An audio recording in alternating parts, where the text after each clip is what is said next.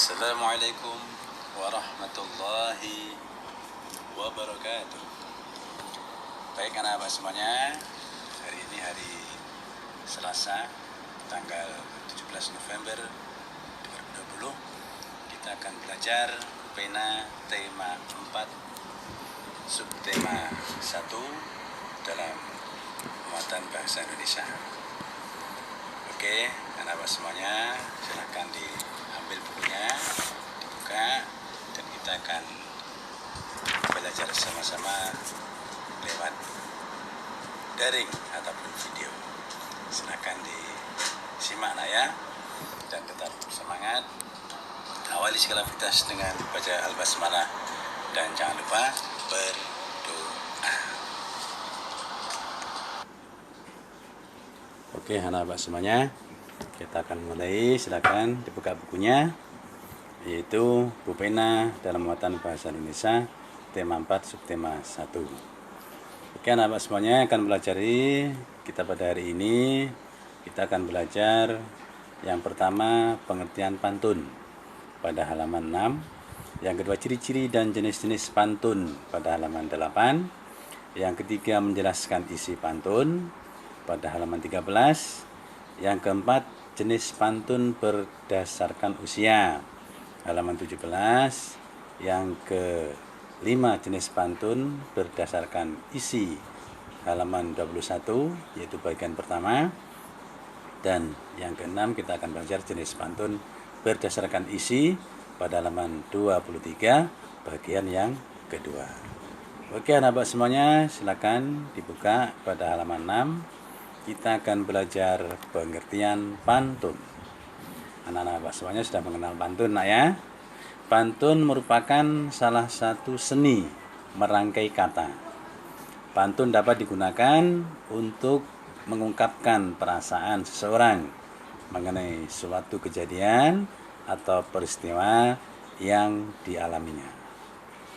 Pantun juga merupakan salah satu bentuk puisi Indonesia atau Melayu, ya.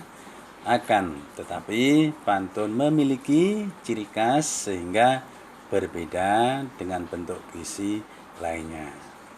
Ini anak-anak contoh pantun, ya, Bapak bacakan. Bermain di taman dengan akur, bersama teman naik jungkat-jungkit. Mari kawan kita bersyukur, menjaga kesehatan sebelum sakit. Nah, ini ada baris pertama dan kedua namanya sampiran, ya.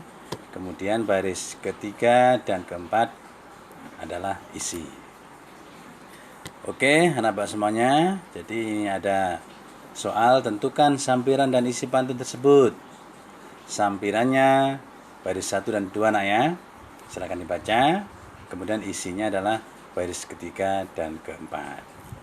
Bacakan pantun tersebut dengan percaya diri. Silakan belajar di rumah ya. Di depan kaca ya, bacakan pantun pada contoh berikut ya. Oke, kemudian kita lanjut halaman yang ke-8, yaitu ciri-ciri dan jenis-jenis pantun.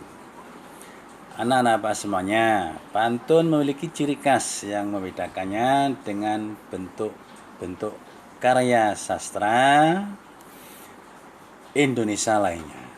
Jadi berikut ini ciri-cirinya ya. Yang pertama, bersajak ABAB.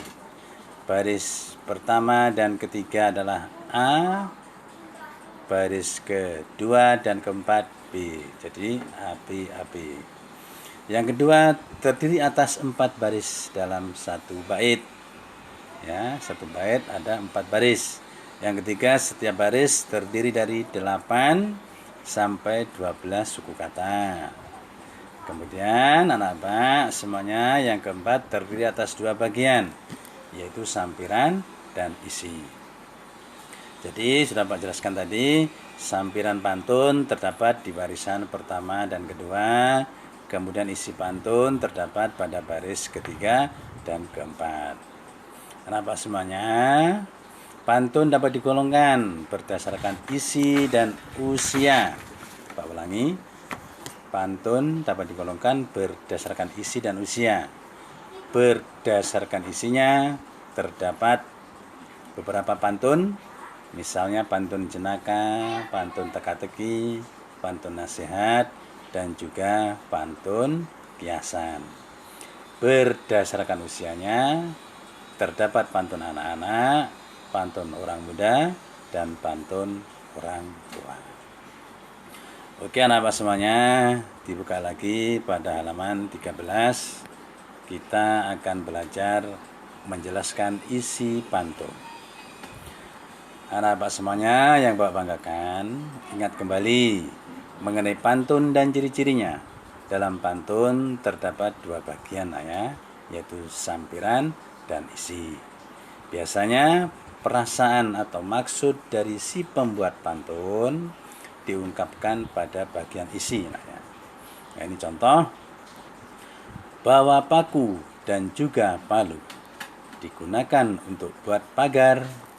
Olahraga rutin sangat perlu, tubuh jadi kuat dan bugar.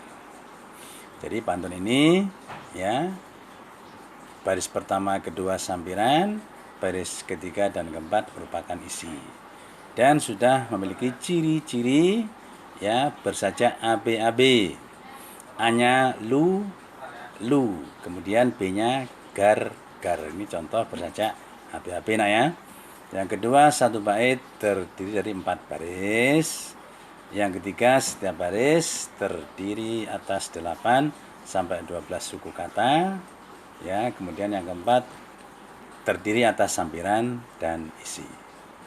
Kemudian nak, isi atau makna pantun di atas adalah apa nak?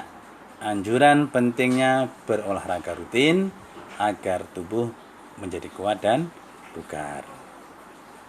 Oke, dibuka lagi nak pada halaman 17.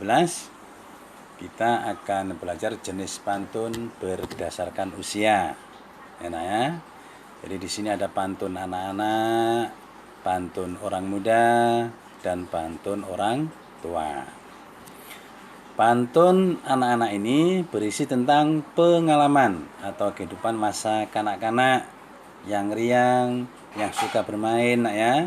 Selain itu, pantun tersebut juga berisi nasihat agar seorang anak menjadi manusia yang berbudi pekerti, luhur atau baik nah ya. Contoh pantunnya, hari Minggu pergi berenang, kolamnya ada di taman, hatiku ini sungguh senang bisa bermain bersama teman. Ya, pantun satunya bisa dibaca sendiri nak ya. Kemudian yang kedua, pantun orang muda, berisi tentang kehidupan masa muda. Pantun tersebut biasanya berkaitan dengan perkenalan dengan seseorang, perasaan kasih sayang, dan juga perjuangan untuk meraih cita-cita. Ini nak contoh pantunnya nak. Bunga mawar diikat pita, tertusuk duri tidaklah terasa. Ayo kawan raih cita-cita agar dapat membangun bangsa. Ini contoh pantun orang muda nak ya. Yang satunya silahkan dibaca sendiri ya nak. Yang ketiga adalah pantun orang tua. Ya. Pantun orang tua ini nak biasanya berisi tentang nasihat atau pesan dari orang tua kepada anaknya. Isi atau makna pantun tersebut dapat berupa nasihat mengenai kehidupan, budaya, pendidikan, dan juga agama. Nah ya, nasihat, budaya, pendidikan, dan agama. Ini contoh pantunnya nak, silakan disimak. Burung beo, burung kakak tua, suaranya menghibur hati, patuhilah nasihat orang tua agar jadi anak berbakti. Yang satu silahkan dibaca sendiri nak ya.